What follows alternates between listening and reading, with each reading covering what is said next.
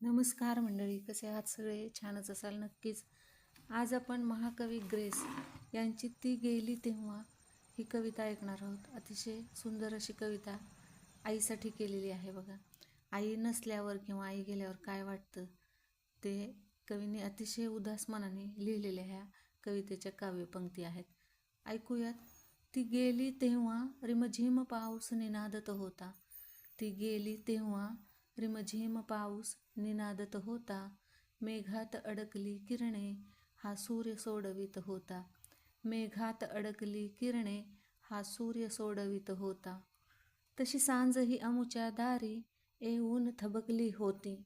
तशी सांजही अमुच्या दारी येऊन थबकली होती. शब्दात अर्थ उगवावा अर्थातून शब्द वगळता. शब्दात अर्थ उगवावा अर्थातून शब्द वगळता. ती आई होती म्हणून, ती आई होती म्हणून घन व्याकुळ मीही रडलो. ती आई होती म्हणून घन व्याकुळ मीही रडलो. त्यावेळी वारा सावध पाचोळा तुडवीत होता.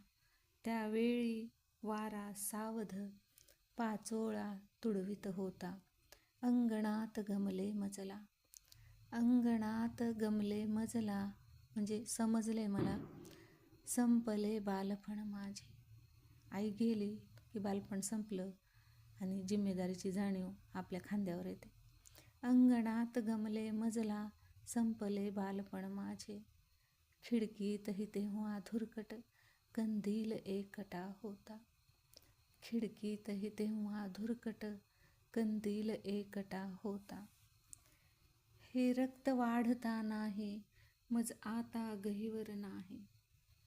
हे रक्त वाढता नाही मज आता गहिवर नाही. वस्त्रात द्रौपदीच्या तो कृष्ण नागडा होता.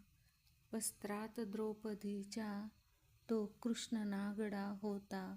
ती गेली तेव्हा रिमझिम पाऊस निनादत होता. ती गेली तेव्हा रिमझिम पाऊस निनादत होता. मेघात अडकली किरणे हा सूर्य सोडवित होता.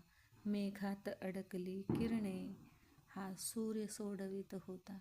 किती अतिशय सुंदर अशी ही कविता, मन भरून येणारी, आईच्या आठवणीने व्याकुळ करणारी अशी ही कविता कवी ग्रेसांनी लिहिलेली आहे. मंडळी, आवडली का कविता?